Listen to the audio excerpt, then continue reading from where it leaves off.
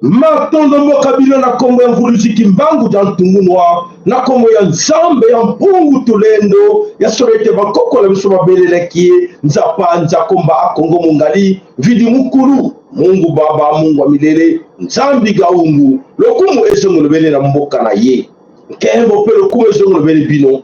Merci matondo mingi na babone na biso nyonso ya sika bakoti lelo. Merci matondo mingi na babone na biso nyonso ya kala. Ya solo va dire que mon livre, moi mon cœur peut être comme moi, kosu, et s'il est complètement mongongo, et dans le compas comme il faut, mais le camouté le plus important, boyo kapo eza la lombango, toye po ete tope sabino, maye ya, makama eza koye la biso, eza na biso déjà na carte de Kolo Congo, eza koye ateme, eza déjà na carte de Kolo Congo. Likama yango eutuwa, likama yango, ya solo batebele baki na maseki. Nathan va pas distraire biso dans des choses, le corps avait élection, le corps la politique, mais il préparait d'autres coups. Et bah comment on va préparer tout comme Nathan Omo et Sengeli va passer à l'acte, va passer dans l'action. Alors, mes chers amis, qu'est-ce qui ne va pas dans la carte de Kolo Congo? Il y a seulement des commandes attentivement, émission à l'opposé très important que chacun de nous a mekakoye ma belo ya zayo ye, ma belo encore batika la bisota du Congo. Ma période est menacée. Menacée par qui? Menacée par les gens qui se cachaient hier. Bateau, nous sommes là pour bon hier, que non, non, non, nous sommes là, nous allons vous apporter la démocratie. Nous sommes là pour vous aider. Nous sommes là pour trouver des solutions pour vous, parce que nous sommes des grands démocrates de ce monde. Maintenant, on commence à comprendre que bomba na ezate babimi bango nyonso na poisa na polele que non il faut basala oyo koya eya bango balobi oyo koya eya yo ozana na kati na distraction dans ce moment là ozo kolukana nous des postes politiques ozo lukana comme un député na comme un sénat mais de l'autre côté pays ezana kati na bakata na mbulu. Les autres politiciens étalez bangoté, non, non, non, ça se passe là-bas, non, ça ne nous concerne pas. Silence radio, Nakatina Kinshasa. Bande combat, Mbalansome Congo, et l'Okonini Oyo, et Zali Koye la Bisso, voilà le pays est en danger. Quand nous savons que Mboka, et Zalakatina Moboulou, les gens ne nous croyaient pas, au monde Lelo, les Kamonege, Komeli, Bisso Nakatina Congo, comme Yabosoro. Il y a aussi les accords na kati de Kolo Congo, tout ce qui biloqué, américain, tout rwandais, sangana qui groupe délégation à Mouneni. Une grande délégation de tout rwandais se sont mobilisés pour aller à Washington. Tant que Bissot a la canane. Nous sommes encore dans la distraction, coller la carte. C'est se victimiser, là nous sommes vraiment très près. Mais nous avons déjà là. Eh Bissoye, eh Mboka Mawaye, eh Mboka Kemi, le Bandeko, Boko Tisembongo. Yeah. Mouta Konele la Yobendeko, ça demande de l'argent. Même Moussa Toko Salawa, ça demande de l'argent. Oka, nie, te bakoli ambongo. Eh, babole la kate.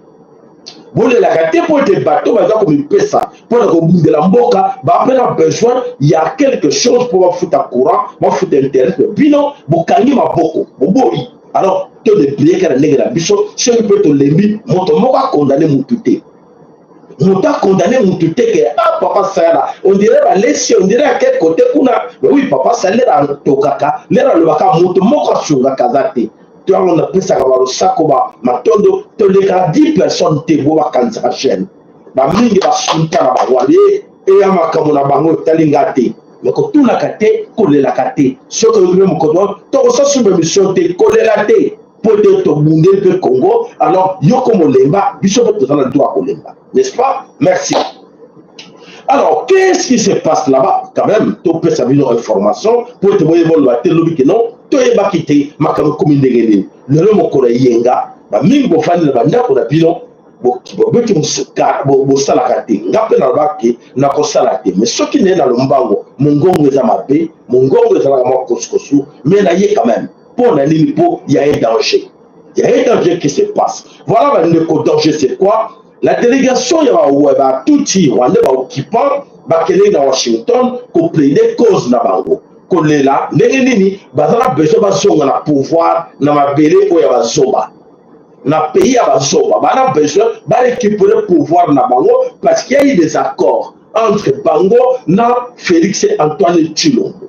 Félix Antoine Tshilombo a signé des accords pour céder, pour récupérer le pays tout d'abord entre leurs mains pendant 5 ans et les remettre.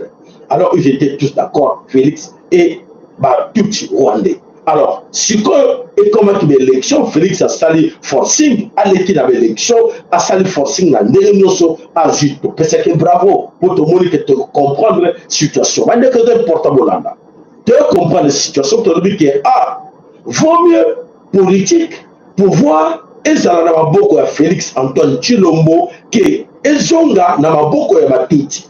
Là, nous ne sommes pas du tout d'accord. Tout le monde, au moins qui gagne, Mikoleleki, Nambaki, Matondo Félix, merci. Le Sako, bravo Félix, bravo Jean-Pierre Bemba, bravo les gens, c'est un bon côté. Il y a qui bravo, sincère, n'a qu'à te voter Malangaï. Mais, bon, l'émission a insisté qui Félix, il faut dans la sincère. On lève la busso, la vérité. On lève le Congo, la vérité de tout ce que tu as signé comme accord à gauche, à droite. Et comme ça, quand on a la force, il y a un bunda ensemble là, pour te garder, Congo n'a pas beaucoup la busso. Et voilà, aujourd'hui nous sommes menacés que tout tu as lobby, il faut récupérer le pouvoir. Comment on va récupérer le pouvoir? Oh, Félix a lobby, l'homme fort, a récupéré le pouvoir et le Congo. Problème, et ça l'est Guindangi.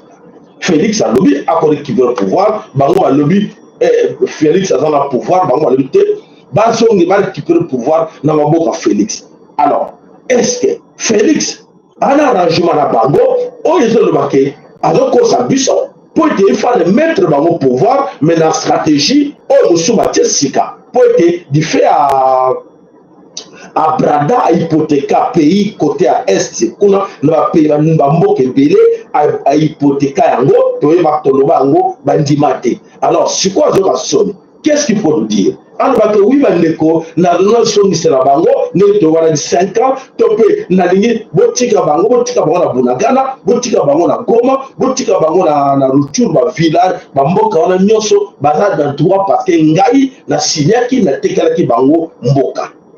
C'est ça la grande question. Félix, alors qu'on voit la vérité au Congolais, parce qu'il a peur. Peur de qui? Peur de tout le monde, parce qu'il sait qu'il n'a pas le droit de le faire. Comme il sait qu'il n'a pas le droit de le faire, Yango a Akopanga, c'est tout à fait normal. Tolbaki Mikoleleki, beaucoup le pango la biso, et j'ai pas à voisin.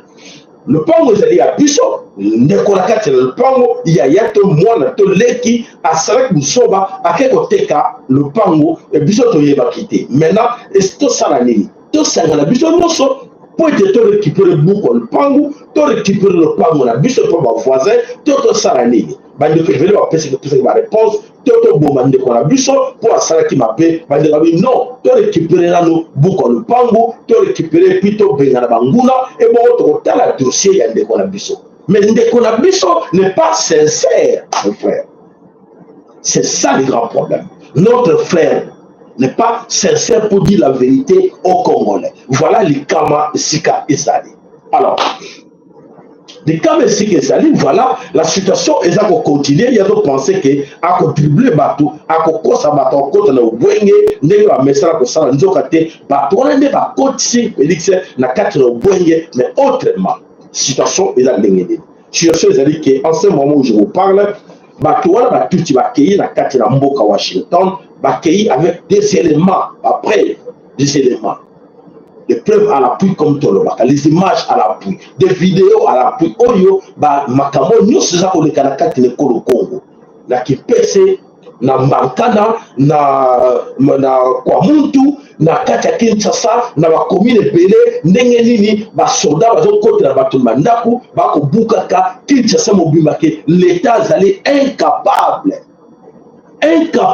ya gérer cette situation. Et tandis qu'il y a un ministre de l'Intérieur, il y a un ministre de la Défense. Comment parvenir qu'il soit militaire, Kourouna plutôt, dans l'armée, Kourouna dans la police et côté des hommes.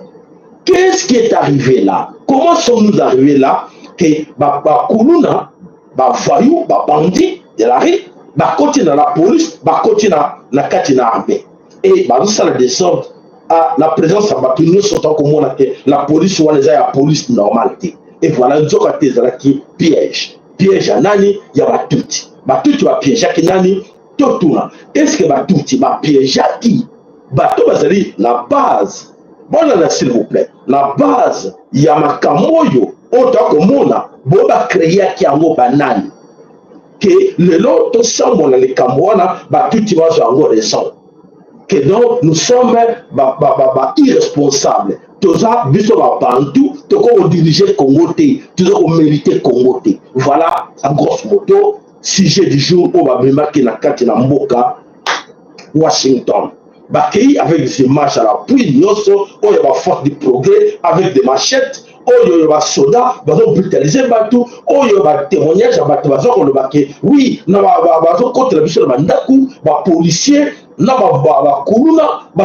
ensemble, marcher ensemble. Donc, aucun pays dans le monde, Kourouna, bandit, voyou, marcher ensemble avec la police. Et c'est la caté.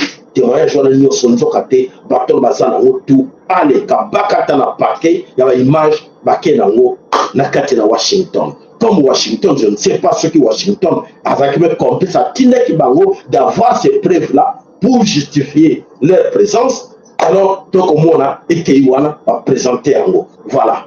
Comment on peut laisser le pays, on met des gens pareils. On vous dit qu'il est responsable. Qui est le responsable du Congo? Monsieur Félix Antoine Delongo. Qui est le responsable du ministère il y a Intérieur? Peter Kazadi. Qui est le responsable du ministère il y a Défense? Jean-Pierre Pemba. Qui est le responsable il y a parti Oyoba Pengi IDPS pour fournir milice na kati ya FARDC na kati de la police, c'est qui? Augustin Kabouya. Voilà la situation. Comment ils ont cité, regarde-moi. Donc ils sont tous des irresponsables. La compétence qu'il y a Mokawana. Il faut que c'est la puissance Mokawana. Donc ça c'est la demande de Touti. Alors en faisant ces démarches-là, c'est vrai, poté, même la biso mubulu na kati na mboka. Alors, bango batie na plan na bango ezali plan ennemi ezali de faire tomber Burundi, va faire tomber Goma, va faire tomber Kinshasa. Burundi, Goma, Kinshasa. Na premier plan ezali wana. Ceux bako ici Goma, bako bakati ici, bako ici Bukavu parce que Bukavu na Goma etalana. Bako ici Goma, bako ici Bukavu. Allez attaquer Burundi. Voilà la situation, parce que Burundi leur dérange. Burundi est dirigé par Bantu. Alors comme par Muntu, Muntu c'est le même problème. Donc les Muntu sont des inutiles. Les Muntu ne sont pas des gens confiés la responsabilité du pays. Alors il faut que l'Afrique centrale Mobimba va remplacer tous ces pays-là par des Tutsis rwandais, en partant même par Tanzanie. Voilà la situation qui est très critique, grave. Alors, voilà ce plan. Il faut absolument récupérer Burundi, récupérer aussi Tanzanie, chasser tous ces Tutsis et tous ces Bantus qui sont la Katina Tanzanie, qui sont la Katina Burundi, et va remplacer par des Tutsis pour la paix dans Burundi, dans Ouganda. Il faut Burundi doit être remplacé par un Tutsi, Tanzanie doit être remplacé par un Tutsi, et va quitter Mozambique, va quitter Malawi, va quitter partout, va Tutsi à la tête de tous ces pays. Voilà les dangers. Alors, les dangers, c'est ça. Et alors, oui, il faut passer. Comment passer? Alors, voilà, erreur Oyo, erreur fatale. Oyo, Augustin Kabouya, Asalaki Ayeba Kité. Est-ce que Ayeba Kité? pour akoma l'erreur wana qui a ça musala oyo koyo permettre batuti lelo bazwa yango comme preuve na bango que voilà ce sont des irresponsables. Image ya tobali koloba image ya bakuluna image ya comment force du progrès et lelo nyonso eza na maboko ya bato wana nyonso. Est-ce que Augustin Kabuya et Peter Kazadi bazalaki complice bien avant bazalaki corrompu par des tuti pour la kosala ba action wana et lelo ba image wana et servir pas ya ba américain et pas et servir ba tuti auprès des Américains pour dire que oui, je crois que vraiment non les Bantous comment ba responsable ba sala makama boye non il faut pas les accepter. Voilà di kama ya munene oyo ekoyele biso wana ke voilà bandimi bango balobi oui fait ba image wana ezali normal te que gouvernement mobimba ezwa responsabilité ya ko créer ba crime wana po ba image wana tout éprouver que ezali ya solo parti au pouvoir IDPS moto ekreaki ba bande ya bakulu na wana oto komona lelo na kati na la police na la FARC na l'armée bolimi moke pote na mona linete tcheka moi mobulu muke tout chango moi papier. Voilà la situation oyo ta koleka. Qu'est-ce que nous devons faire maintenant? Augustin Kabuya, Peter Kazadi, Jean-Pierre Bemba va commettre erreur oyo batiaki kuluna bakanisa ki jouer na faveur na bango po ete bakuluna wana ba passer à l'acte na ndenge bango balobaki ke oui les kawe kokota wana la guerre civile. Alors basalaki yango nzoka te bazalaki piégé par de tuti rwandais bazwi ba image wana lelo ekomeli bango preuve à l'appui que oui voilà le gouvernement et même ndenge baza koterroriser ba population na bango eza biso te eza bato mosusu te bango moko bato ya gouvernement bato baza na kati ya base ya makambo wana. Donc voilà eza ya koyinda na kati na États-Unis d'Amérique. Alors à partir des États-Unis d'Amérique mbala moko lelo bazwi avant déjà ya Washington ya Joe Biden na bato na bango ale kobanda kuna batéléphoné na équipe na bango ya o baza sur place na terrain lui oui toujours déjà avant allez-y allez attaquer. Alors bakei babandi attaque. Alors to tchala bino ba image nyonso o eza koleka na kati na mboka na biso kuna eza ya pasi mingi ya komona ke bandeko to bloka tike bandeko na biso o batili biso ka baka ta na problème lelo o ba koti des hommes na kati na mboka o to koloba ke bazali ba coupable ya o ba salaki lelo ba image wana et servir be nemi na biso ba jouer carte na yango. Alors nga nazala ba image tout na tiri bino yango ya solo ke ezali ya pona ko banque sa bino te mais ezali information vous êtes obligé ya ko yoka et puis obligé à ko partager on ba ndeko na biso nyonso oyo bazali à gauche à droite o bazala besoin ba yeba ke makambo eza ko ya na kati ya Congo ezali ya ko sakana te ezali ya ko bangisa parce que la situation est très critique na kati na mboka. Allez ni ngumu sana mwakushe hapa ni Minova deja panike totale vitu vinaharibika sana mfrere vitu kwa ngumu sana hapa ni Minova sana kama yote hakuna kitu chochote kinafanyika wale watu wanakimbia na mizigo na nini waangalie tu vitu viko mbaya Minova sana deja hapa ni Weremana na wengine wote wanakimbia vita hivi hapa Minova na watu wanaanza kufunga vitu ndio kuenda hadi sana Minova sasa hii waangalie sasa ni Mungu ndugu yangu. Voilà. Bato eza kokima bana mikolo nyonso bakokimaka na kati na mboka ekolo Congo batiki ba mboka vide na sima na bango bakoyeba te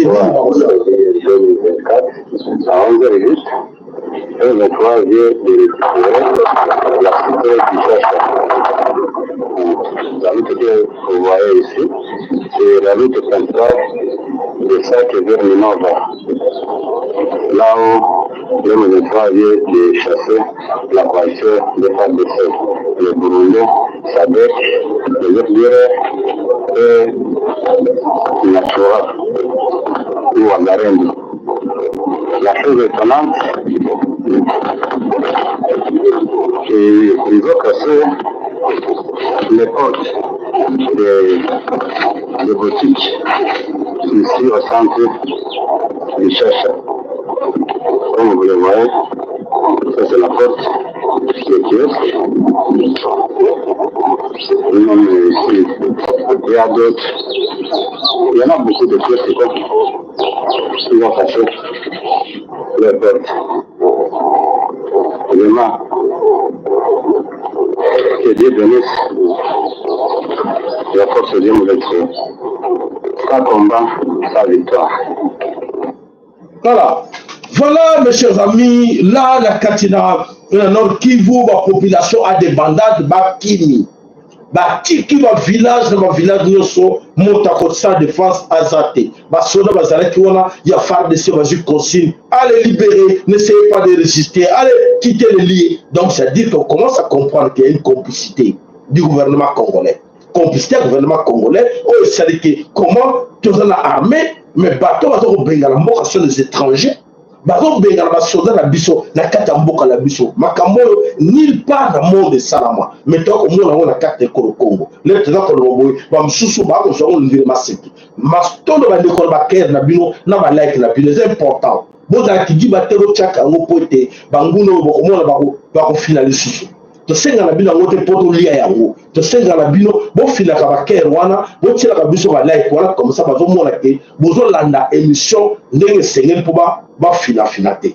Alors to senga na bino même l'argent bo peut ça difficilement mais ceux qui senga bino gratuitement vous ne voulez même pas mettre ça mais vous avez de l'information. Voilà, c'est décourageant pour te tantôt que le baka ko répéter la même chose OK bato wana banguna pona bango o toujours de la bilawa. Et ben, ils ne sont pas du tout d'accord dans ce qu'on dit là. Pour la bango, il faut quelqu'un qui dit qu'il n'y a rien. Alors, tant que tu as ça, parce que tu as un pays, tu as un mboka, tu as un Congo. Et ta santé doit permettre de te mettre. Tu as un quand même. Mato. Voilà, on a sommet Congo, kuna na kati na mboka, ezali ya kuyinda, bato kuna bakimiki batiki ba village. Alors, baza koyeba te par quel pied danser na katina mboka. Ya kwamba inabidi kusaidia population kwa haraka, kusaidia pia maaskari wetu ambao wanatesekea hapa kwenye milima hii ya Kiroche Shasha. Angalia pale kwenye mnaangalia hapo ni mwingine ya Shasha. Masasi ya adui kabisa inasikilika pale sana. Masasi ya adui inasikilika pale. Jo kwa maana tunainforme kabisa, musaidie hapa. Voilà, bosunga, vraiment bango moko balembi baza susu na solution te pour te mboka ezali en danger. Pita hapa kuingia Minova ni kusema kupire imekusha kukua kabisa. Maaskari wetu walijitahidi kugombana usiku yote, lakini hapa kwa hii wakati vitu inashindikana. Ndio situation ya kwa hii muda iko 9h du matin, tunawapatia situation ya Kiroche Shasha. Asante sana, ni kusema milima yote ambayo unaangalia kule kote ile. Voilà bandeko, situation est très grave, tokotela bino ba image nyoso na kidele. Gouvernement yetu ya nchi yetu ya Kongo, hapa niko Kiroche, tuko na lomba msaada kwa guvernema yetu kusaidia jeshi letu la Kongo hapa Kiroche kabisa.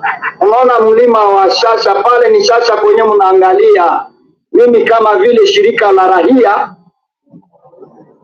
voilà bandeko balembi baza koyeba te quoi faire, baza compter sur le gouvernement corrompu moyeba ya kosunga bango ezate po bayebi bango moko complicité ya makamunini oyo ezawana toka na audio bolana. Peux-tu expliquer d'où sont venus les 15 millions de morts à l'est du Congo? N'est-ce pas à cause de ce dialogue-là? Vous avez eu le dialogue, on vous a infiltré jusque dans vos zones. Le dialogue a fait que vous ayez une guerre sans fin où les gens meurent pendant plus de 30 ans. Vous avez toujours les dialogues, non? Avec Kabila, vous avez les dialogues. Pourquoi vous avez arrêté la guerre? Donc, pour vous, les dialogues nous donnent la paix. Mais pour moi, je vous dis que les dialogues nous ont donné la mort.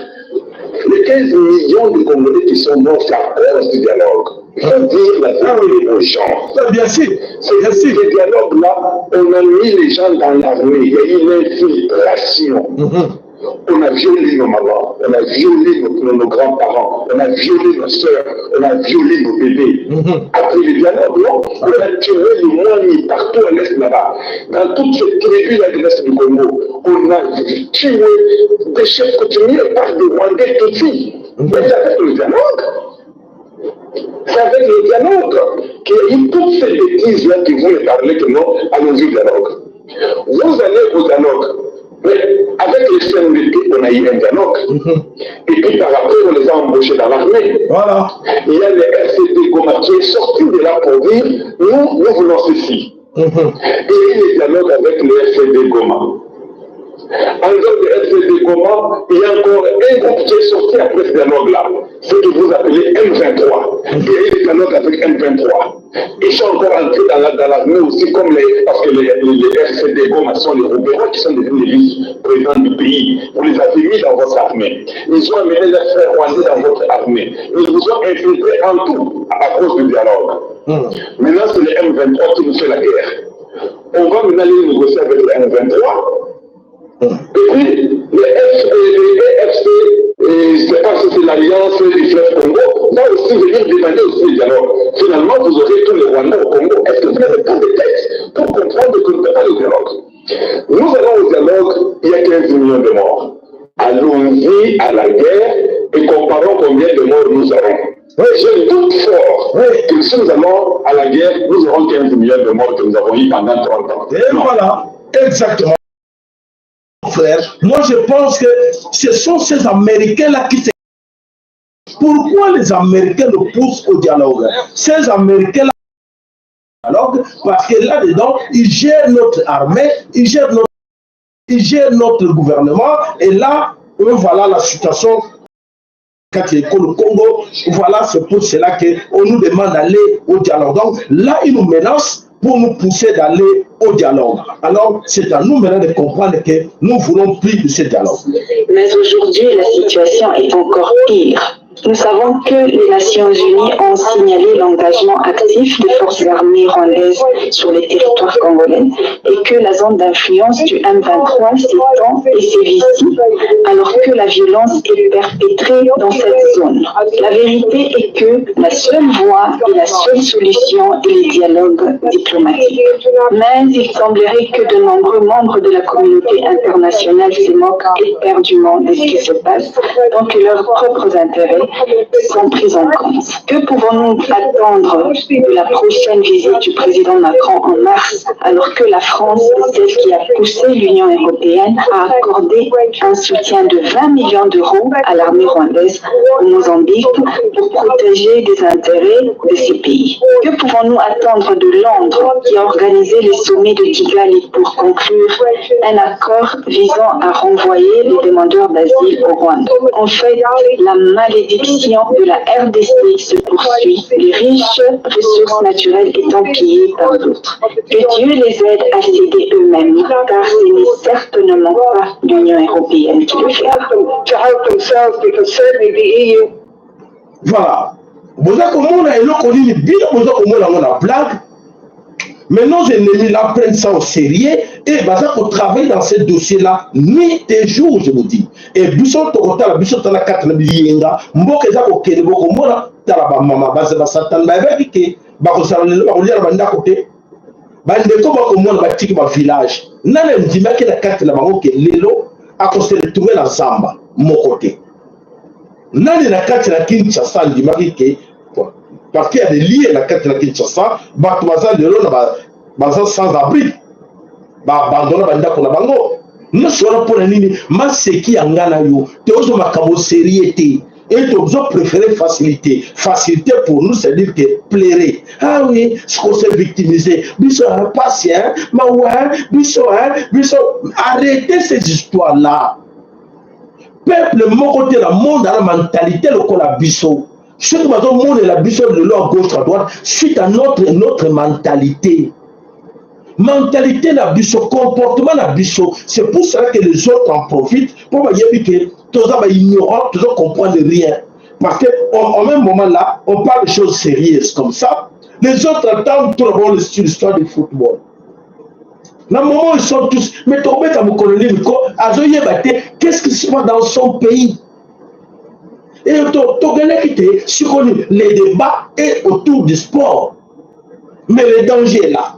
Les frères, les amis, les sœurs, les frères sont dans la forêt. Pour les autres, ils ne savent rien. Voilà, et le Rosara Biso passe dans le Wana. Il y a autant que partout. Il y a des gens qui ont des moyens. Il y a des gens qui ont un peu de moyens là. On va convaincre non, Bandeko. Tout ça, ils sont. Bandeko, tout ça, ils sont bons. Tout ça, Munduki. Tout ça, Minduki. Tout le monde, Bandeko. Minduki, Zali. Bandeko, tous les sacs Bandeko, na biso wana, on va sur place, bana besoin kolia, bana besoin de ma casse poté, babunda bitumo, il y a pas de secret. Nana bimisambo. Nana bimisambo, mutazate. Mais tellement qu'on le va ma casse. Et de ce qu'on va tomber de la moka la biso. To ba yebi biso na bateau nyoso. Et l'indélé et bango ba qui prend tout ci ba bi faiblesse na biso. Que toi ba moko wow émotionnel. Après même Félix Tshilombo Mayebi. C'est Félix Tshilombo Mayebi que à quoi peuple wana baza peuple très dangereux. Nde makamolo salamate.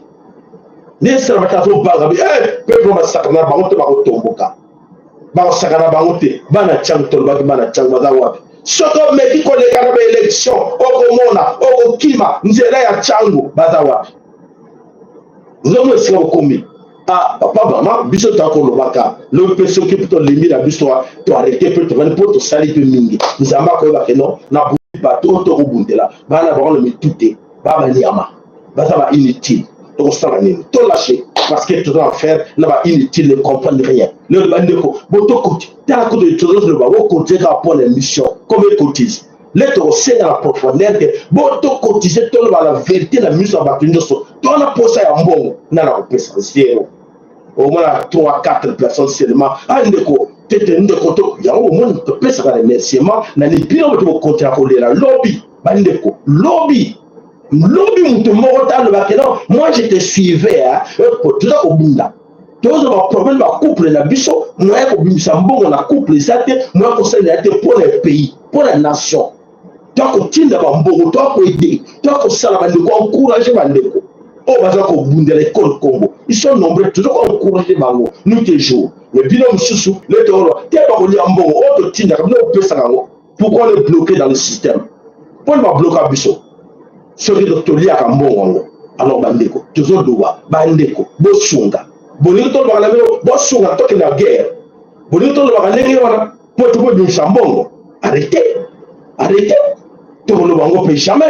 Mais, l'objet de mon côté, ça la surpris que pour nous lever la bisoté, papa, ça lui fallait lever la bisoté, moi, lever la bisoté. Mon côté, il y a les locaux. Comme vous découragez la bino, vous avez qu'à aller payer en gros, et ça binoté. Vous continuez la bino, ambiance la bino, vous sommes mandat comme un poteau, vous avez la vie la bino bien. Lobby, tu as la bino la bino, ma commune est quoi le bino Congo. Tu as la kanda, tu as la kanda. Tu as la kanda et tu as plus de 100 millions de Congolais, 10 millions, 15 millions de Congolais à l'extérieur. Mais le Congolais va pas agir. Et comme la carte que montre le bon la poche, bonjour Lucas, bon on a besoin de monsieur à 10 000 à Pamba, n'a pas payé 10 000 $ à Pamba. On t'a payé ça zate. Quand vous après, papa ça la bonne et jamais ma ouais n'est que libérer Congo. Ma ouais n'a bien n'est que libérer Congo. Qu'on est là bien n'est que libérer Congo. Qu'on est là bien libérer Congo. Congo, ils ont besoin, il y a un bateau qui va travailler pour là-bas. Vous avez besoin de quoi là-bas? Non, il faut faire ça. Bon, ça va.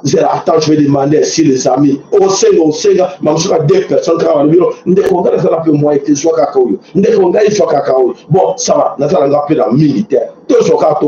Ah, papa, aussi, mais t'es beau. Vous va secret devant l'écran comme ça. Tout le monde va secret devant l'écran. Bon, je vais répéter. Et t'arrives. Voilà la situation que nous traversons la carte de Congo. Bandeko, toi la passe, mboka la passe, maman va souffrir, bandeko va souffrir. Et biso toi ça la blague. Toi ça la blague, nous te allez bien. Boli bolingi Congo te pour nzamba to mona bilo. Bolingi ma belle wana te. Bo ça semblant. Continuez à être hypocrite, continuez à faire semblant. Tant mieux, on verra bien. Voilà bandeko, ba o bazak, mais ba wazalendo, les vrais. Bazawana. On nous appelle chaque jour. Nous les vrais, nous sommes là. Le gouvernement ne nous aide pas. Au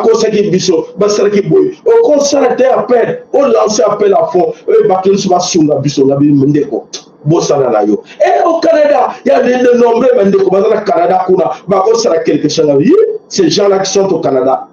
Il y a pommes de terre. Surtout les bembés. Qui sont la Canada aux États-Unis,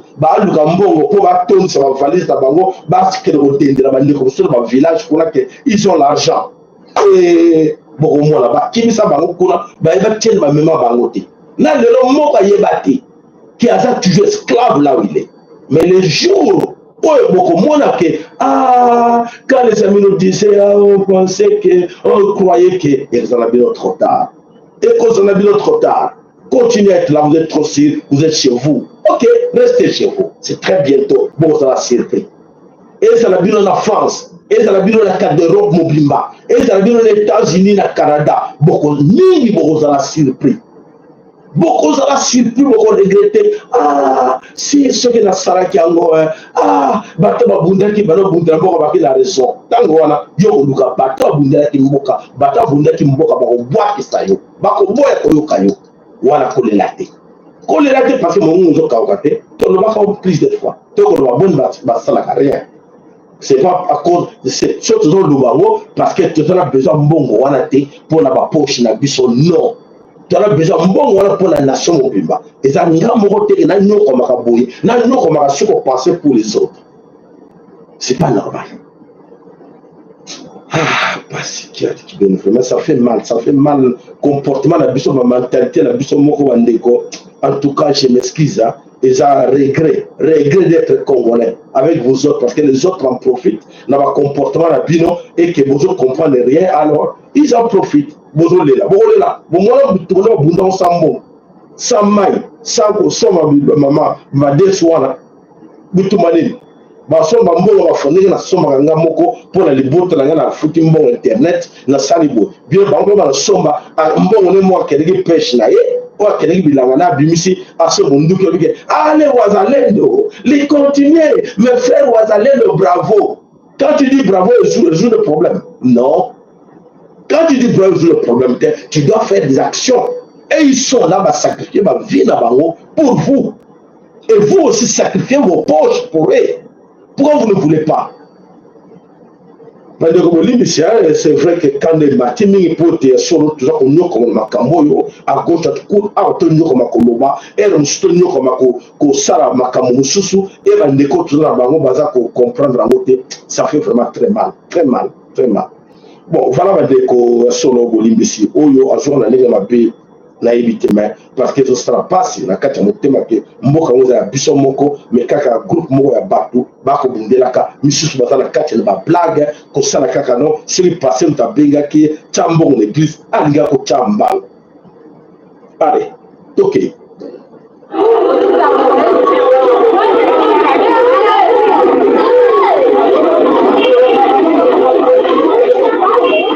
bazala ke na banda ko la bino bazali na bana roba yote na kelesi lokola bino kale sika baseleke est-ce que choué na bango ezalaki nakoma wana choué bafamille oyo ezalaki nakoma na balabala choué na bango ezalaki nakoma na balabala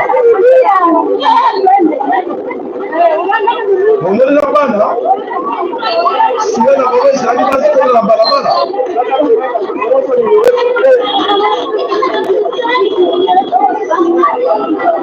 Voilà, ça c'est la réalité de ce qui se passe chez nous. À ce moment-là, on y a pomme de terre. aux appels dans le noyau.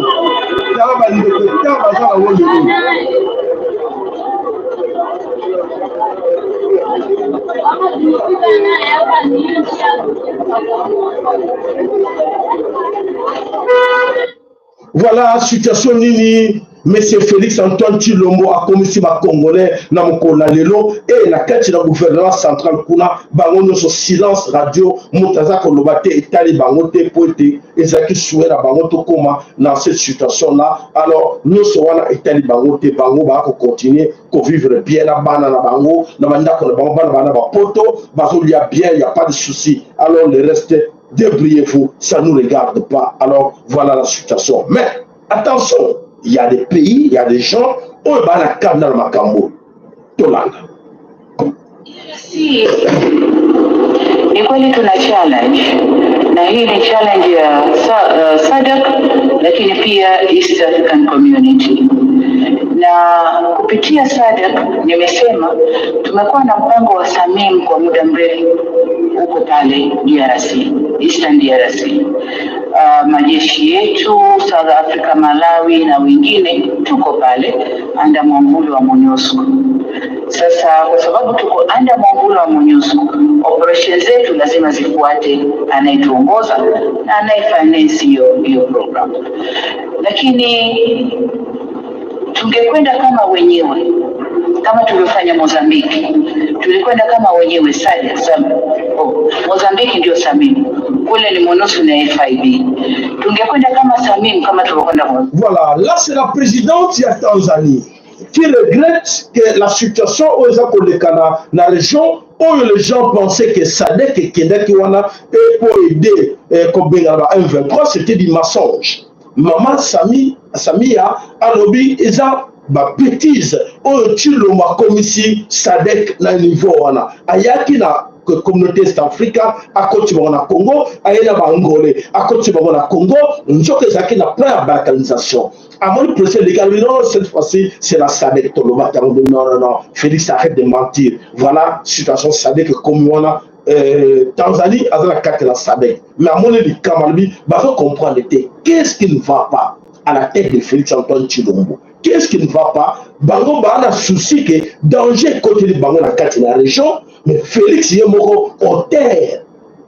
Soi-disant président du Congo, mais bien qu'on constate que lui-même là-dedans, dans ses coups, et bon, Bango va le si on Bango va battre là-bas, Moka là-bas, pour que le Kama. Pour le Kama, il y a Congo, pour la Bango, il faut dire que Congo est déjà libéré. Congo est déjà dans il y a des Américains, il y a des Tutsis, il y a des Occidentaux, et Bango, Bango aussi batté. Mais alors, Bango, ça a tout Burundi. Na Tanzanie, bana li kama dans ce moment-là pour la derrière Oyo Félix Sali Poté, l'autre comme la situation à côté d'armée sur la carte de Congo. Les dangers là, dans le comme Banga, les dangers et côté le banc devant la porte. Dans la côte danger on a Félix Antoine Tshilombo.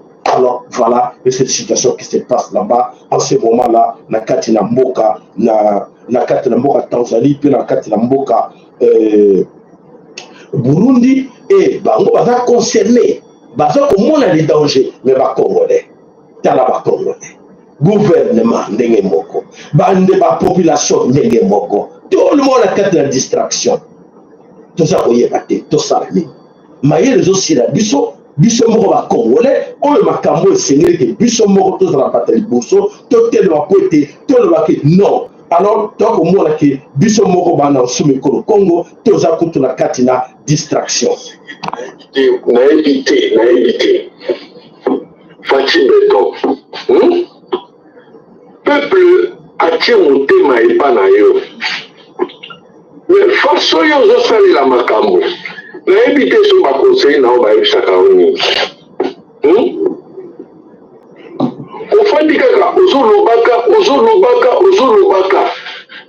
moninga na yo rwandais tout le temps azokende ko se plaindre par occidentaux que ba congolais baza incapable voilà ya ko sécuriser mboka na bango. Voilà, Même il est allé plus loin en vitant même la capitale place de l'institution mboka ifandi azoko ko sécuriser en mboka. voilà On a partout, c'est ça, ba criminels partout, voilà place même l'institution ifandi. Ça salité que tu n'en parlons même pas. Peuple a péché confiance.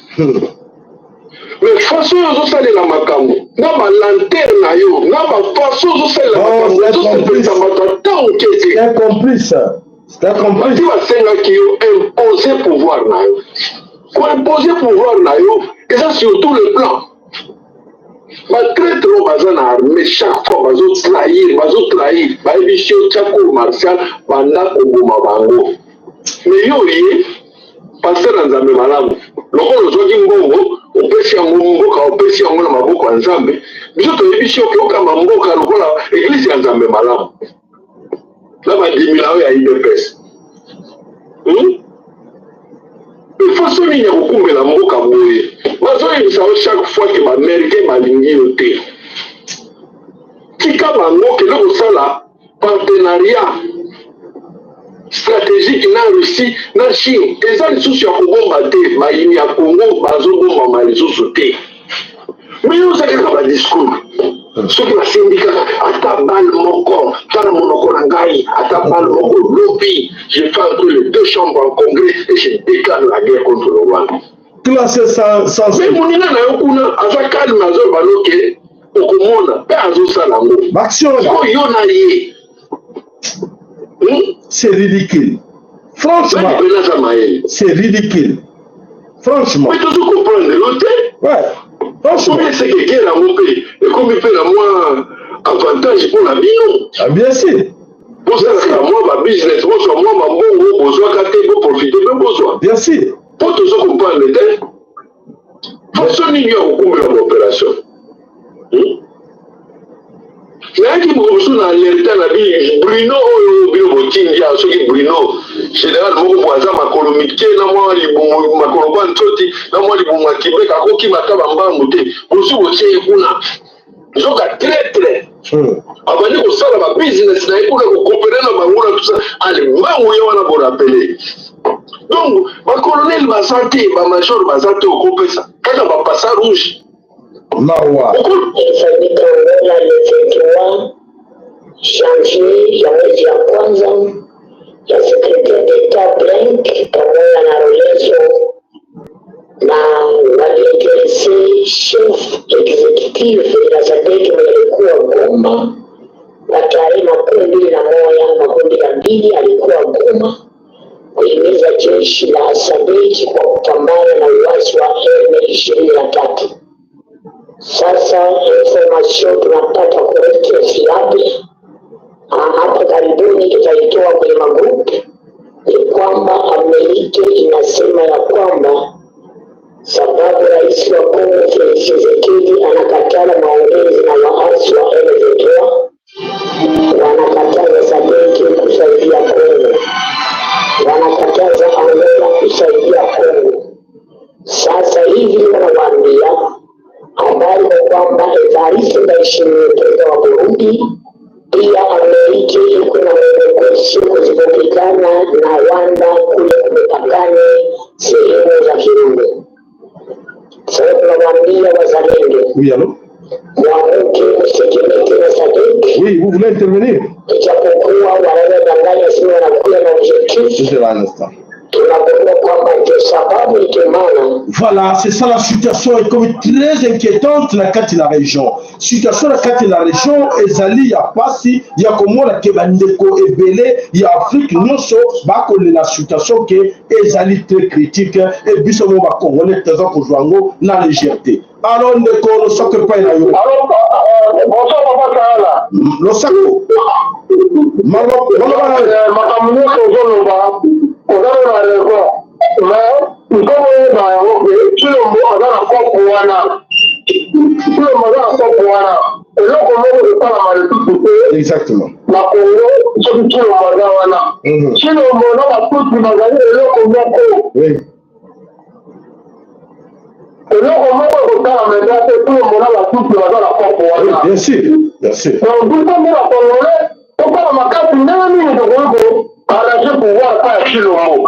Chilombo azana complice. Atikala mukolo moko te okanga frontière ya Rwanda. Atikala mukolo moko te kobengana ambassadeur ya Rwanda na Congo. Chilombo azana hypocrite. Aza eloko Matuki. Donc, ceux qui vont relouer, et là, ils vont relouer, on se dit pouvoir parce que ailleurs, qui déjà va dans la clé. En mettant des visites, mais il y a qui va dans la face, c'est déjà pouvoir voir la Matuki. Effectivement. Voilà.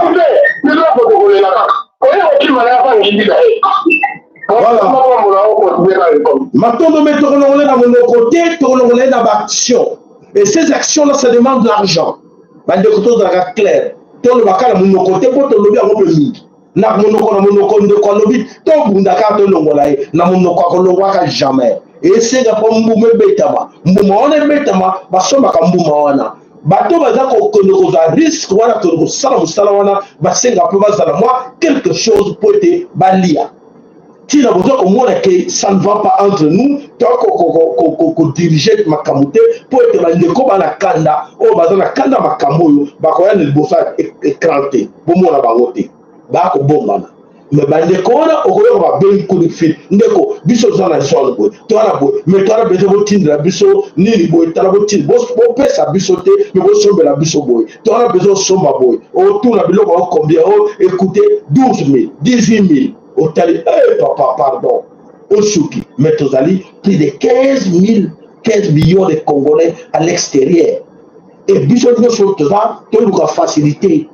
Facilité, Nini. Tu as un dialogue, tu as un dialogue, dialogue, vous avez raison. Facilité, Nini. Oui, tout le monde l'a chilombo. Tout le monde va sous ma caméra, chilombo. Chilombo, mes chers. Ni biso moko tozo yebate biso moko et l'autre limite to yebite voilà la situation. Alors to kana maman alors le sako pas na yo maman 2 minutes na yo malobalo etandengeni. Bon, alors, Namoni Akati. Voilà, le Goma à Sake, à Chacha, pardon, et Zali dans 25 km, 35 km. Alors, Goma na Kibumbu, et Zali 22 km. Donc, guerre et Zali na Kati ya Goma déjà, pour mieux comprendre la situation. Voilà. Alors, ça pour maman. Ok.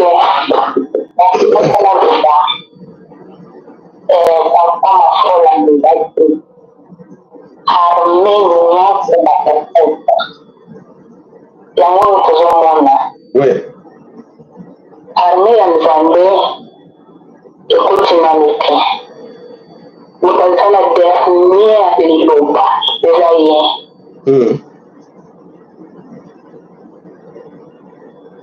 namoni ke dernier mot eza epai ya Nzambe muta koloba po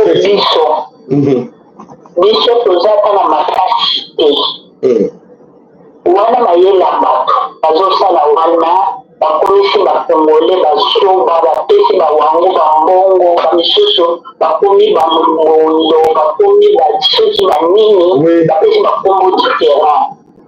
Mais c'est le Seigneur, le Dieu Christ, par notre Papa, qui va avoir le dernier mot sur sa terre. Voilà déjà ma belle naïe.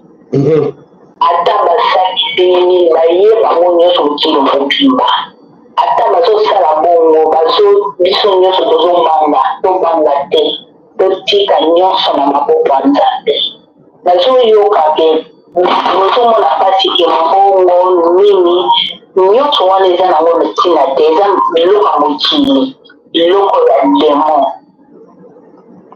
babunda na biloko na bango biso tozobunda na liloba. C'est ça la chose que je pouvais dire. Maman, kokatana noté. L'air Nzambe, l'air David a sera que peine en Nzambe, a que le bon sabanguna na ye. Nzamba le bela qui David de nini. Et les gars qui n'engagent nini.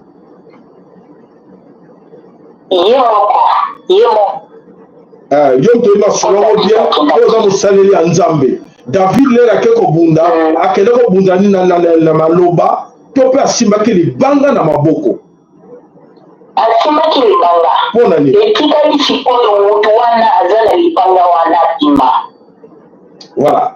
Motango le banga bima, c'est-à-dire que à cause de la panique à biso batamukili, oyazan le banga oui, allez tout le matin et voilà. Voilà maman. Alors on va koloba, on rejoindre biso et zandengewana. Donc c'est-à-dire que nzamba okita te bomo na mobimba na ye ekobunda. Donc biso kale tuzo ko bunda boye, nzamba ko s'incarner kati na biso akoloba bande ko bino telema allez tokende. Voilà, maintenant de parler maman. Allez. Voilà. Alors ndeko lo sako mame pa ila yo. Le sako ndeko na téléphone en Belgique. Oui, allô, papa Fayala. Bande ko kayo. 2 minutes. Li makansino ezali. Ah oui, papa. Nalina intervenir na ka oyo mama azoloba bon wana eza opinion na ye mais en tout cas opinion oyo ya koloba lisusu ke biso totalela nzambe biso totalela na liloba nzambe oyo biso tokoma kotia liboso liloba nzambe yango oyo ka bato oyo bayela biso liloba yango bango wana kaka bazoke mobundisa biso israele oyo toloba israele ye azobunda na minduki mais biso liloba nzambe oyo tokobunda kaka liloba nzambe wana tobanda soledani station ezoka kaka na est ya congo liloba nzambe atika vraiment opinion wana tika mama eza opinion na yo mais nazo intervenir na yango mais tika koloba lisusu makambo koloba teo biso tobunda na liloba eza makambo mokili eza biloko mokili yo ozovivre wana biso tovivre na mokili nyonso ezokolama na mokili nde batina biso po biso tovivre na oyo biso tomona na kongo eza yango te nani Chilomba alobi boyeke na mwendre ya escargot j'en ai marre pour tout ça yo wana game alobi ene kote me ye alobi lokola alobaki ke tuka ameki ye wana ameki intervenir kasi voilà merci maman alors moins d'escarmouche allez ye parmi tika moins d'escarmouche te allez, armez mon bimba kota. Allez, Ouganda parle lui, armez mon bimba kota.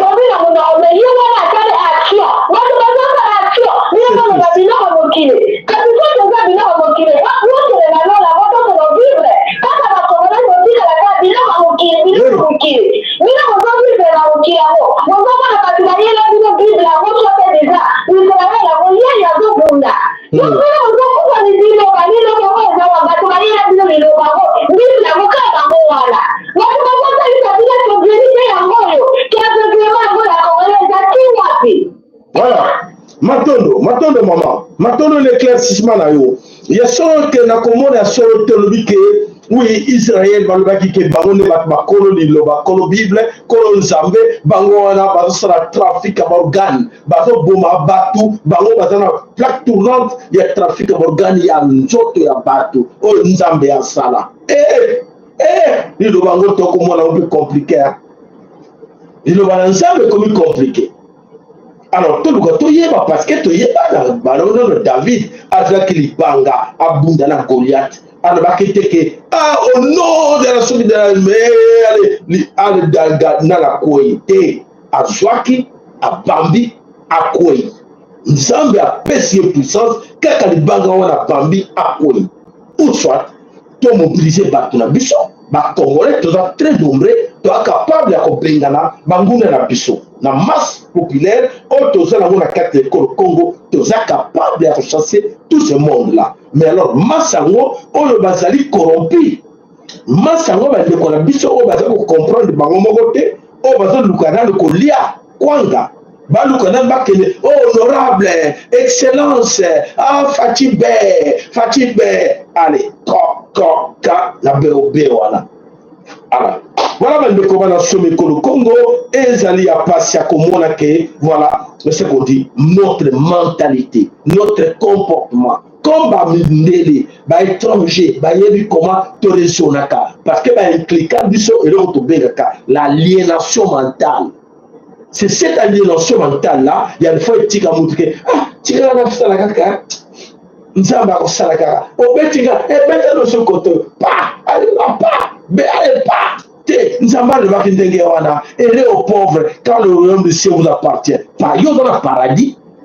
oyo nzambe atie baminere nyonso ya mokili mpo tapesi yo pouvoir yo lesa yango ebongo un groupe de gens venant de ceux qui na de wapi bacreye bango mpo baya kobotola baminere na yo babotola richesse na yo yo ozolela te nzambe akosala kaka tovanda kaka nzambe akosala bameno amoni bobondole wana mama alobi nini azala nzambe akosala sava alala pongi. Ça c'est besoin de l'église de l'éveil. Bolala pongi te bolala pongi nzambe akosala tolala nzambe ngana lobaka sute ngana lobi mama na koloba nga pe sute nzambe ye moko asala na koloba sute na tiki na koloba sute na tiki tokobunda so kongo te nzambe ye moko asala mpo eza makambo ki mama osepela nango tebi tokobundela so kongo te te bobo tokobunda so kongo te mpo te onyokoma kobimisaka mongongo eza kokaukaka alors ça ne sert à rien tokanso maboko tokosambela kaka et voilà je vous invite tous tobanda kotokota baprière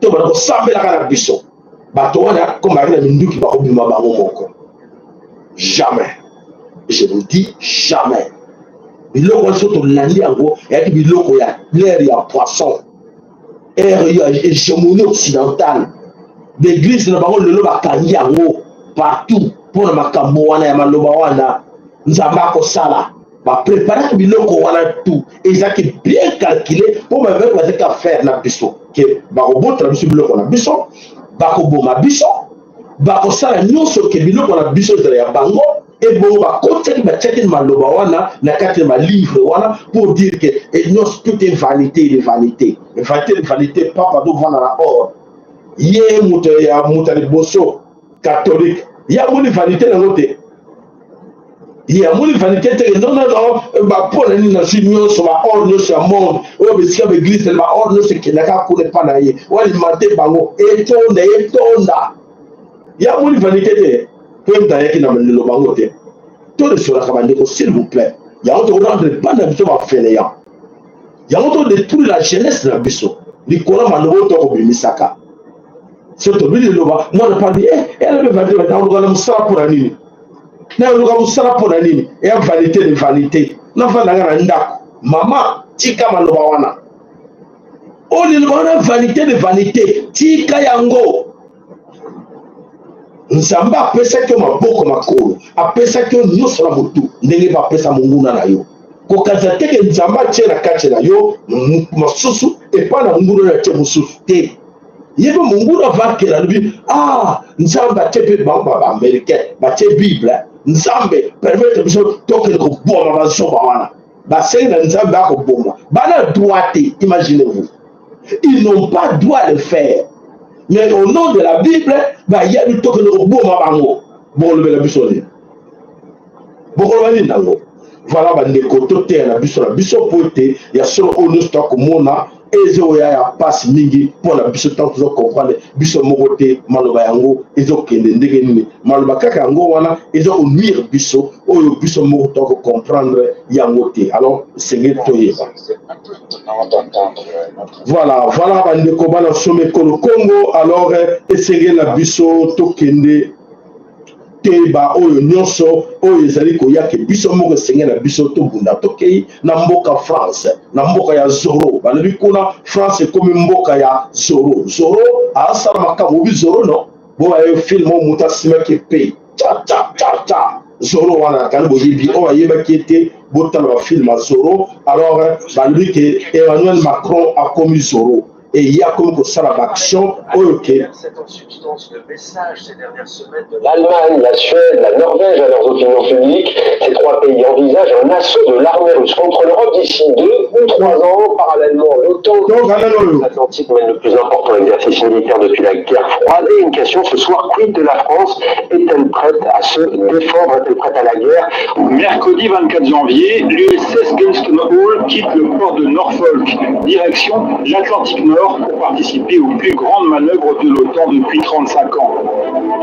50 navires, 80 avions, 1 millier de véhicules, 90 000 soldats. Pendant près de 4 mois, l'exercice défenseur inflexible va se dérouler en mer et sur la face est du continent européen. L'exercice est mais son scénario était planifié de longue date. Suite à l'attaque de l'un de ses membres par un adversaire proche, l'Alliance Atlantique déclenche l'article 5 et riposte. Préparez-vous à la guerre, c'est en substance le message ces dernières semaines de l'Allemagne, la Suède, la Norvège à leurs opinions publiques. Ces trois pays envisagent un assaut contre l'Europe d'ici 2 ou 3 ans. Parallèlement, l'OTAN, l'Alliance Atlantique, l'exercice militaire depuis la guerre froide. Et une question ce soir, quid de la France? Est-elle prête à se défendre? Est-elle prête à la guerre? Mercredi 24 janvier, l'USS Gunston Hall quitte le port de Norfolk, direction l'Atlantique Nord pour participer aux plus grandes manœuvres de l'OTAN depuis 35 ans. 50 navires. Voilà la situation. Préparez-vous à la guerre. Préparez-vous à la guerre. Et tout ça, vous avez guerre en Wana. Banani Bazaliba, ou Bakobunda la guerre Wana. Bango Moko Bazako Yebateke, Bitumbo Banga Yelibiso la carte la Mokili. Ezako Kobe la Bango compliqué, ya solo compliqué, poté. Bango Moko Bazaba grand criminel. Et Balingo faire voir la face du monde que oui, bangonde bazali la solution, il y a retrouvé pour monde ezala la calme. Nzokate bango bazako kosa biso. Alors mes chers amis, il est temps que chacun de vous ayeba nani tozan à faire na ye na katina mokili oyo. Donc voilà la situation. Et je sais que biso nyonso toluka kokundola bosolo na katina makambo so to kundoli bosolo te bana biso bazana lika bakata na problème parce que bana pays baza koyeba te situation toujours ko traverser pour biso ba parents toujours la sabango te baza na katina ignorance totale. Alors fini la France-Afrique. Non, par exemple, un élément de la France-Afrique qui est quand même indéniable, ce sont nos bases militaires. Nos amis britanniques, un empire colonial 2 ou 3 fois plus important que le nôtre en Afrique, n'ont pas de bases militaires. Pourquoi avons-nous des bases militaires en Afrique? Ce n'est pas pour défendre l'Afrique, c'est donc pour intervenir dans les affaires africaines. Le Mali, il fallait intervenir face à cette poussée djihadiste vers Bamako, mais pourquoi sommes-nous restés? Parce que vous savez, une armée qui libère, au bout de 6 mois, 2 ans, elle devient une armée d'occupation.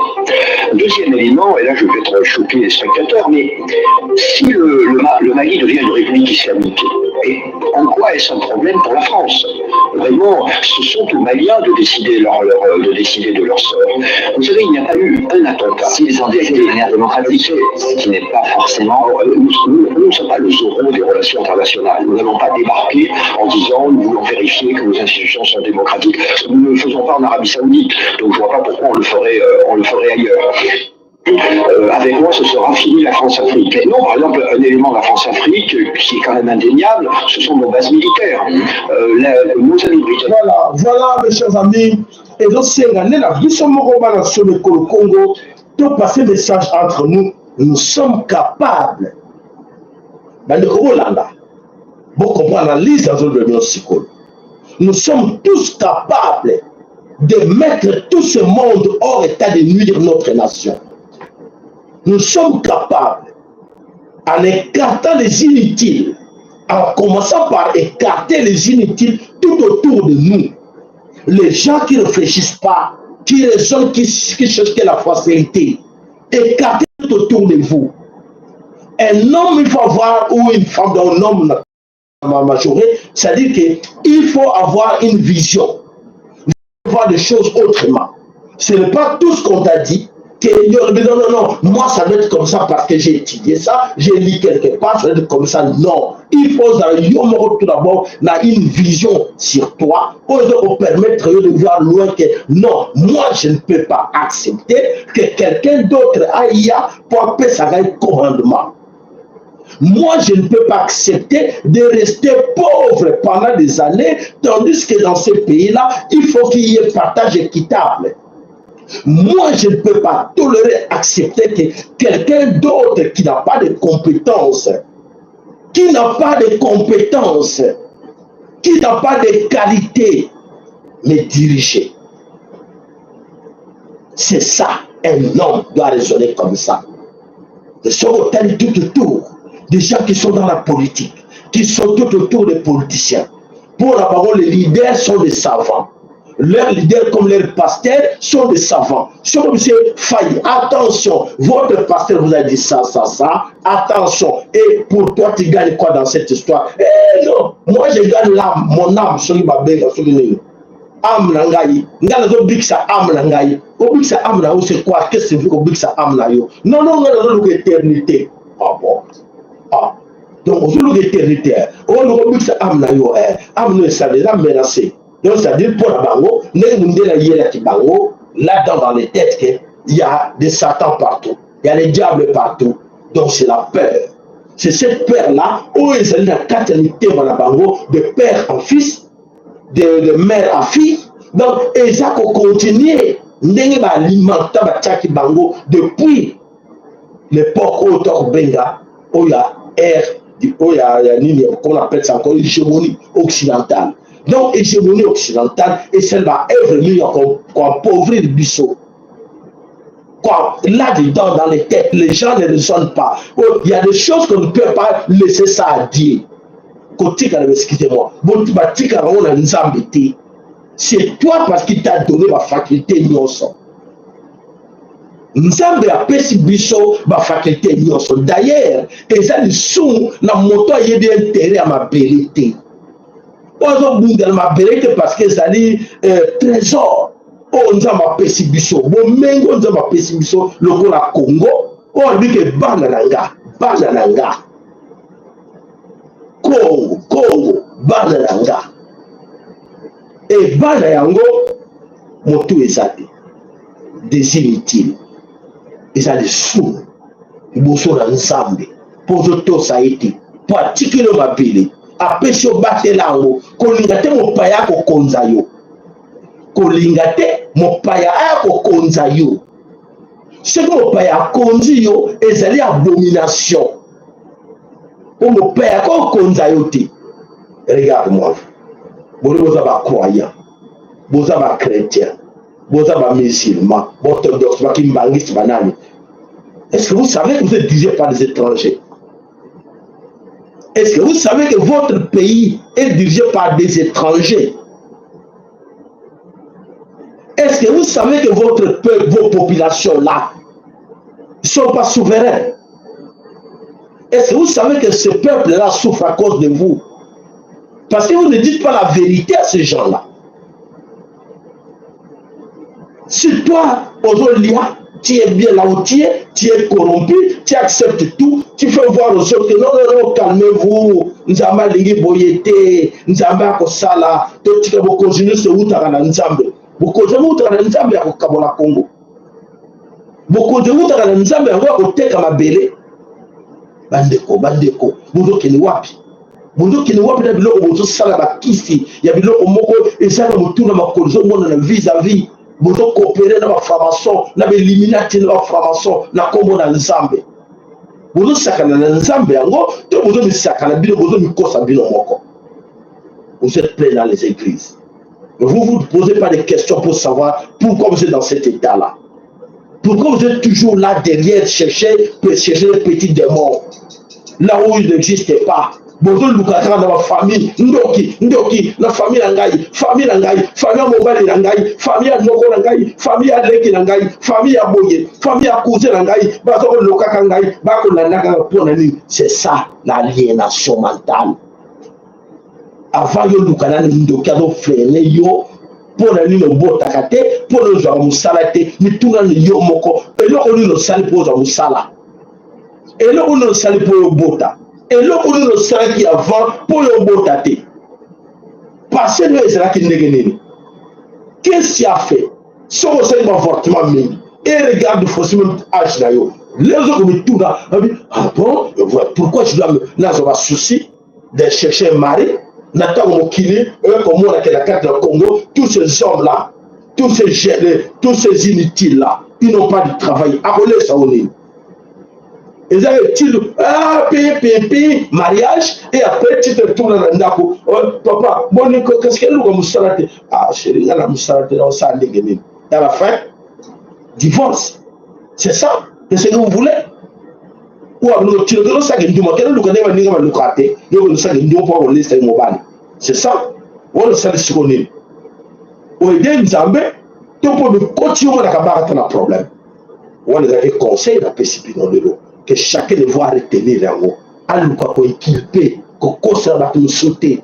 kolukela nzambe ba problème te kotiaka nzambe le preuve te lukana na bao nzambe le preuve yo moko bituna pona nini okomi na situation wana pourquoi okomi wana ba ouverture lo saraki poto koma nango wana abo accuser nzambe apesa ba bela kitoko et Seigneur non c'est à moi ça non ne viens pas, tu viens d'où? Yonan. Oh, moi je viens de l'est du pays et chez vous là-bas. De quel côté? Tu es de quelle tribu? Ton père, ton grand-père c'est qui? Non, tu vois, je suis là frontalier avec vous. Frontalier où? Allez, dégage. Au lieu de faire ces actions-là, il y a chasser ces ennemis-là. Bina ozo cohabiter na bango te nzamba lingi bolingo te to sala bango malamu te te to sala bango mabeta ma ouais botika ete non ya otika yote soko ko na mbisika na ye a catégorie yo et yo aujourd'hui que te ma ouais ma oui peuple hospitalier OK to comment on est là bango et voilà la situation. Alors le sakondeko 2 minutes là yo. Le sacco, papa, ça est là, les grands sacrificateurs. Maintenant, le papa. La intervention très au sala. On est là comme sous tant que on peut faire émission. Comme sous on le cas. Et là, on peut faire tant de temps sous. Et je ne sais pas tout. Effectivement. Parce que tant que on le battait, qui va continuer le tour et vous n'allez pas y aller. C'est faux et archi faux. Parce que tu vas conduire, on a à pêcher moto, quand on a pêché, tu vas conduire, donc ils allaient pas allier ça, Mokawana, peuple, wana, Azara, en paix. À protéger aussi. Azara, parce que, à protéger. Les chefs de la Katambo, la Bisso, vous allez la serre à mêler, et Sengeli, la mouton, surtout. Partage équitable. Voilà. Partage moko légal. Donc, quand on fait il faut faire un partage légal. Quand on a le papier, on va faire des bilans de motivation, tu as la besoin de. Tout ça, la besoin d'un mot. Donc, il faut vivre la ligne, tout le monde peut vivre la guinée dans le monde avec la richesse. Effectivement. Mais qui va continuer, on va doyer à la moana, et ça dit, on s'embête, on s'embête dans notre thé pour aller au nord de la vanilla. Jamais. Jamais. Et ça est impossible. Et ça, le slogan, il y a une que ton âme repose en paix. C'est faux et archi faux. Voilà, nous sommes voilà. Et ça, vous écoutez ça, le slogan, comment, mais il a nous comme qui, bon, nous connaissons, bon, il a eu ce qu'on a amené, et puis en paix, amené avec le compte à la combat. Voilà. Pour faire la revanche. Alors, le slogan, comment on a tout peuple congolais que son âme repose en paix. Mais au moins, vous bloquez âme à mon toit, moi, ça la vengeance, c'est ça.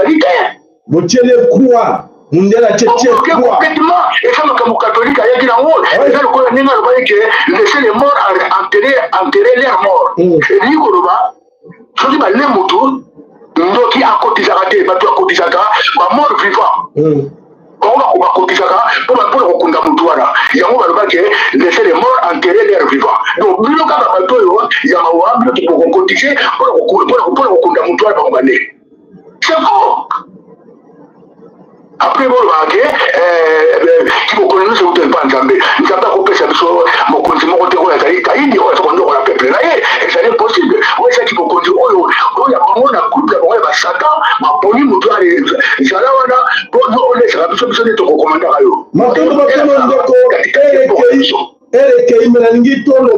Papa, est-ce qu'il m'a cancelé les Andeganini en ce moment où tu traversé? Qu'est-ce qu'il faut dire aux autres, aux amis, au bazar qu'on a eu? Ma cancelé les deux salanini dans le moment où.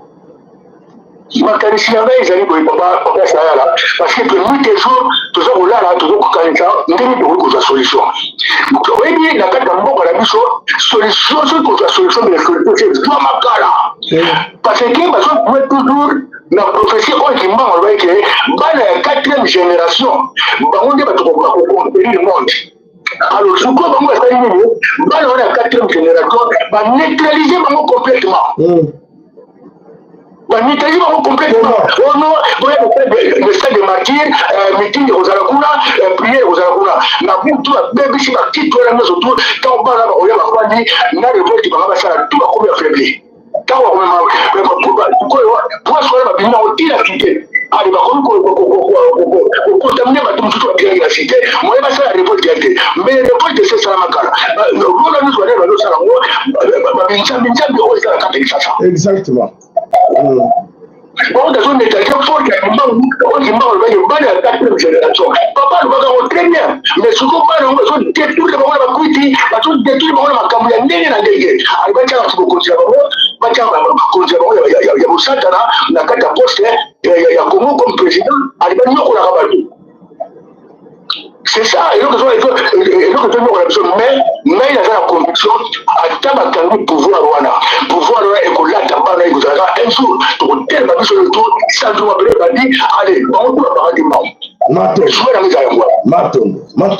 Voilà, Matondo, nous sommes là qui bisons le nom, il y a sur le Tenzama, Koko la bisa Pambola, Moko la Bino, oza kopesa maile wa 4 février pote mankoko ya biso bazalaki na bwanya babundelaki mabele ko Congo mundele ti ayeko kota ko dominer biso aki na simande ya liloba na sima ya Bible na sima maloba o bango ba préparaki pour ba anéantir biso ya ba ki aliénation mentale na faiblesse collective suite na yango mais ba koko ba zwaki ba toloto nzamba alboke de kobunda ale lata poso ale simba nini nzete ale kende kobunda alba kende kobunda kende kosambela te kende kobunda alors bande ko na biso oyo besko oyo balingi mbongo nyonso mpona bango rien pour les autres bapréféré bachanger bato badone oyo nzambe atindaki te bakoti bango et nous voici dans cette situation mais likambo te tokobunda tokosambela nzambe tokobelela nzambe